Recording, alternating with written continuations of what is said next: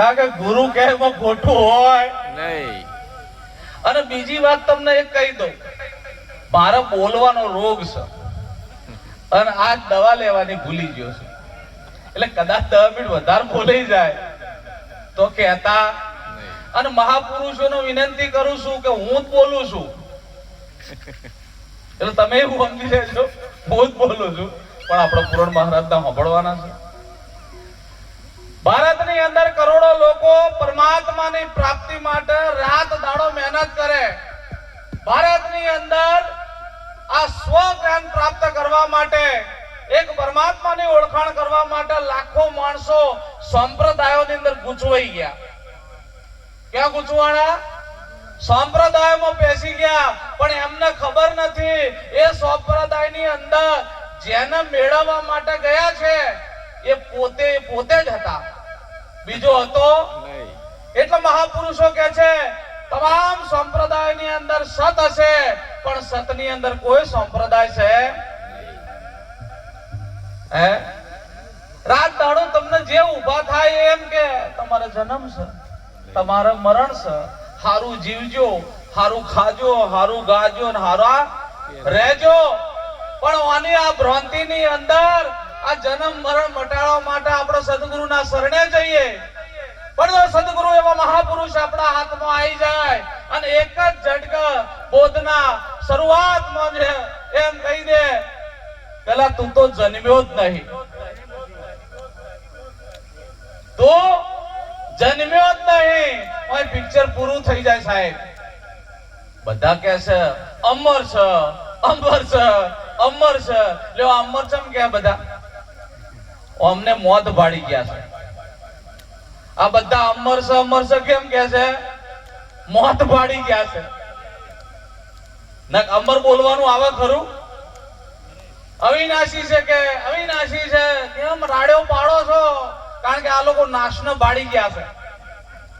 આ વિનાશને બાળી ગયા ને એટલે આને અવિનાશી અવિનાશી કે.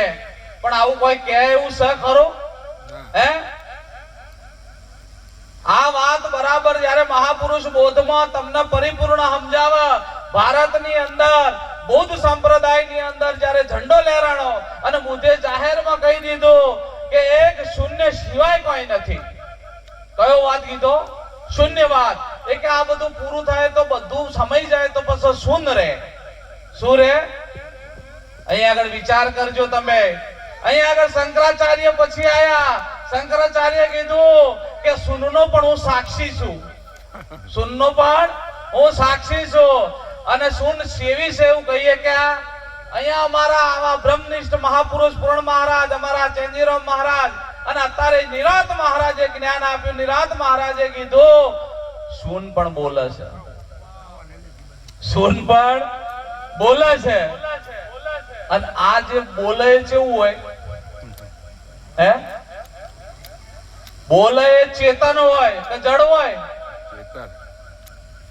વિચાર કરવાનો. આપણે સંતોના રાત દિવસ સત્સંગમાં જઈએ, અહીંયા આગળ સદગુરુ સરખું કરે, જડ ચેતનની ભ્રાંતિ ભાગે અને ઈશ્વરની ઓળખાણ કરાવી નાખે છે. પણ જ્યારે નામ રૂપ ગુણ, આ બધા કે નામ રૂપ ગુણ, જીવ ઈશ્વરના માયા, આ શબ્દોનો વિષય નહીં. આ શબ્દોનો વિષય આ એક અવલૌકિક ત્રિકુટી છે. આ અવલૌકિક ત્રિકુટીનો અભેદ કરે ગુરુ, ત્યારે શબ્દ પણ પાછો વળી જાય છે. ત્યાં આગળ શબ્દ પણ આગળ ગતિ કરી શકતો, ત્યાં વાણી વિરામ પામી જાય છે. અને આપણે તો જેટલું સમજ્યા કે નામ રૂપ ગુણ અને ચોથું પદ અવિનાશી. હવે કરોડો માણસો વિચાર કરે છે સાહેબ નિરાંતના બોધની અંદર તો નક્કી કરાયેલું છે સાહેબ, અને નક્કી કરાઈને કીધું છે કે ચોથું પદ શું છે? શું નામ રૂપ ને ગુણ 3 છે કે એક નામ છે? હે? ગુરુનો ખેલ જુઓ. અહીંયા આગળ બધા એમ કે છે કે દેખાય એ રૂપ. બધા કરતા વિચાર કરજો, શબ્દોનું જ્ઞાન ક્યારે કોમ લાગશે? શબ્દોનું જ્ઞાન એક દિવસ એવી જગ્યાએ જઈને ઉભા કરી નાખશે અને અફસોસ કરાવશે. પણ એવા સંતના શરણે જતા રહો.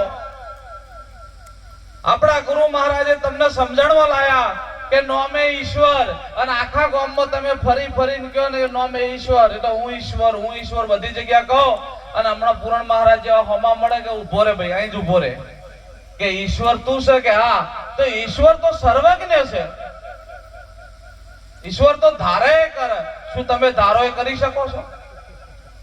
હે તો આપણી ગાડીને બ્રેક વાગી જાય, કેમ કે હજુ એ પરિપૂર્ણતાને પામ્યો નથી. જે દાડો પરિપૂર્ણતાને પામ્યો હોય ને એ દિવસે એ પ્રશ્નનો જવાબ આલ્યા વગર રહે, કેમ કે ઈશ્વર સર્વજ્ઞ છે, તો સર્વજ્ઞ ઈશ્વર છે તો પાછો તું કોણ? પાછું એ પોતાનું આગવું અસ્તિત્વ ઉભું રાખે છે ને, અહીંયા આગળ સમજવાનું ઈશ્વર સર્વજ્ઞ છે તો કોણ છે? એક ઈશ્વર છે.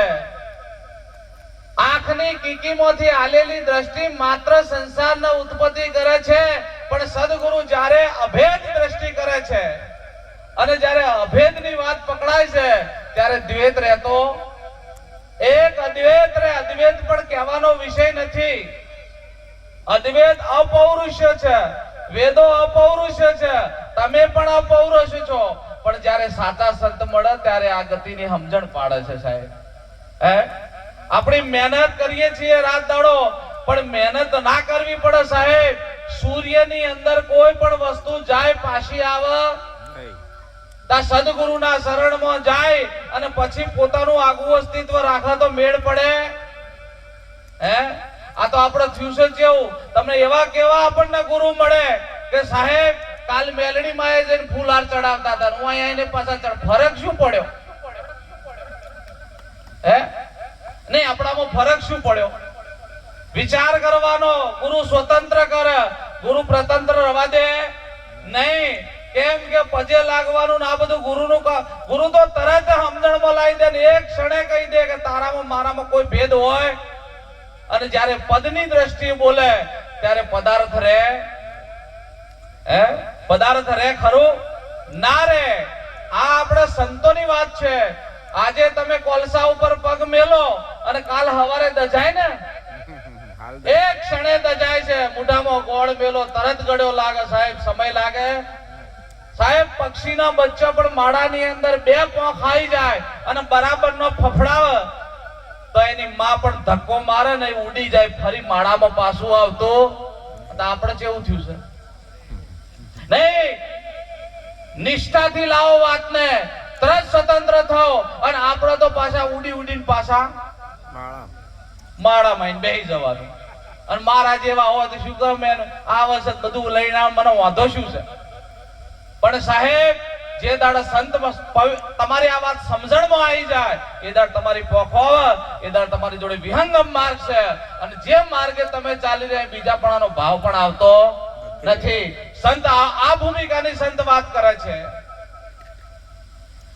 લાખો માણસો એમ કે છે કે હું આ દેખાય છે એનામાં, એ મહાપુરુષો મારે એમ કેવું છે કે નારદ મુનિ પણ વિષ્ણુ ભગવાનની પૂજા કરતી હતા. દેખાતી પ્રકૃતિમાં પૂજા કરનારા ઢેમર જ્યાં સુધી ના મળ્યા તો સુધી આ વાત સમજણી નહીં.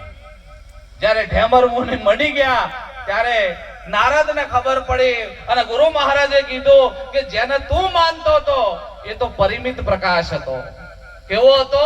પરિમિત પ્રકાશ. અને સ્વયં કેવો છે? અપરિમિત પ્રકાશ છે. કે જે સ્વયં છે અપરિમિત પ્રકાશ છે. આ બધું દેખાઈને મટી જાય તો પરિમિત પ્રકાશ છે, પણ જે અવિરત યથાર્થ વસ્તુ છે એ અપરિમિત પ્રકાશ છે, એ સત છે ને તું પોતે છે, બીજો નહીં. આવી નિષ્ઠા આપવી જોઈએ. અને જ્યાં સુધી ગુરુના વચનની અંદર નિષ્ઠા ના આવે, કેમ? આ તો થાય છે જેવું એકવાર એક જણના ડોક્ટરે દવાખાનામાં દાખલ કરીને ઓપરેશન કરવાનું થયું ગણેશરામ. એટલે ઓપરેશન થિયેટરમાં ઊંઘાડ્યા એટલે 2 જણા બેન આવી ને 2 ફૂલહાર લઈને આવી. એક ડોક્ટર સાહેબ ને પહેરાયો અને એક દર્દીને પહેરાયો. એટલે પેલા દર્દી બોલ્યો કે આ બેને ફૂલહાર ચમ પહેરાયા? એટલે કે તમને સાચી વાત કહું કે કયો, આ અમારા સાહેબ આજ પહેલી વાર જ ઓપરેશન કરે છે. અમારા સાહેબે આ તમારાથી શરૂ કર્યું છે ઓપરેશન કરવાનું. દર્દી કે હું 5 મિનિટમાં આવ, બહાર જો વળીને પાછો આવ્યો નહીં. આ ખેલ ખતમ કરવાનો સાહેબ. પૂરું થઈ જાય પિક્ચર. એક ડબુજી અમારા હતા પાલવા બંદર જ્યાં. અને એક બીજી વાત કહી દઉં, આ એક ગામની અંદર બધા ટાલિયા અને સાહેબ પોસ્કો વેચનારો આવ્યો. વિચાર કરજો, આખું કોસ્કાનું બંડલ વેચી માર્યું ભાઈ, આખું કોસ્કાનું બંડલ વેચી માર્યું. બહાર આવીને બેઠેલા 4 જણાએ પૂછ્યું, વાહ કે તને ધન્યવાદ છે કે ગામમાં એકનો માથાનો વાળ નહીં, તું કોસ્કા વેચી આવ્યો હે? તો તમને નહીં ખબર પડતી ઓય કોઈનું જન્મ મરણ નહીં તો અમારા જેવા કોસ્કા વેચી મારે છે. ના, અમને ધન્યવાદ નહીં સાહેબ, આ અમારી ખુમારી છે કે અમને ખબર છે કે અમે કોઈ જન્મ્યો નહીં અને કોઈ મરવાનો નહીં, પણ સાહેબ અમારા કોસ્કા વેચવા એટલે વેચવા ને.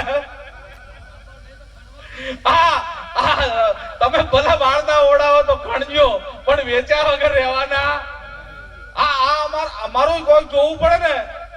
એટલે મહાપુરુષોના શરણે જઈ અમારા ડબુજી પાલવા બંદર જ્યાં તે ટેક્સી ની અંદર ચેન્જીરામ મહારાજ જઈને બેઠા કે સાહેબ પેલા મુંબઈમાં ઉતર્યા ને જેવા મુંબઈ થી ઉતરીને બહાર નીકળે ટેક્સી વાળાને બૂમ પાડી. ટેક્સી વાળાને કે ભાઈ કે હા મારે પાલવા બંદર જવું છે. ટેક્સી વાળો કે બેહી જાઓ કાકા. આ બધા બેહી ગયા, સમજો, આ બધા બેહી ગયા. અને આ બાજુ થોડી વાર થઈને પેલો ઓટો મારીને આવીને દરવાજો ખોલીને કે ડબુજી ઉતરી જાઓ. ભાઈ હું ગોમડાનો છું, મને જે કહેવું હોય કહેજો, પણ આ તારી ગાડી ચાલુ નહીં થઈ, એક ડગલું હેડી નહીં, અને તું એમ કહે છે કાકા પાલવા બંદર આવી ઉતરી જાઓ. કે કાકા આ બધાને પૂછી લો જેટલા બેઠા છે એમને, જેને પૂછ્યું એટલે હું પેલો પકોડી વાળો કે પાલવા બંદર છે, પેલો ભેળપુરી વાળો કે પાલવા બંદર છે. તાણા ડબુજી મોથામાં ખણવા માંડ્યા કે હું પાલવા બંદર ની અંદર હતો જ, પાલવા બંદરમાં હું હતો જ, પણ મને મારી ખબર હતી. તમે સ્વયંમાં છો, તમે સ્વયં છો, તમારામાં કોઈ આગુ પાછું થયું નથી. કેમ? કઈ આગુ થાય એવું નહીં અને કોઈ પાછું થાય એવું નહીં. આવી તમારી સ્વયં શક્તિ છે અને બીજું નથી. જ્યાં ગુરુ દ્રષ્ટિ આલે છે અભેદ, ત્યારે આ થોભલો, આ ભગવંતા, આ ખુરશી, આ બ્રહ્મા, આ વિષ્ણુ અને આ મહેશ, આટલું બધું દેખાય? આટલું બધું દેખાય? એક દેખાય ને એમાં નિરાત મહારાજે નામની નિષ્ઠા આલી છે. અને જે દાળ નામની ખબર પડી જાય, દાળ ચૈતન્યની ખબર પડે, અને એ દાળ સદગુરુ પ્રગટ થાય. અને સદગુરુ જો તમારું વરણ કરશે તો તમારા એના જેવા બનાવી દેશે. સદગુરુ વરણ કરે તો એના જેવા બનાવી દે. આવા મહાપુરુષોના શરણે રહીને તમે આપણી જાગૃત ચેતનાના કારણે આવા મેળાવડા થાય છે, પણ પીરસવું અને લેવું આના ફરકના કારણે આપણો વેરાવા માંડ્યું સાહેબ.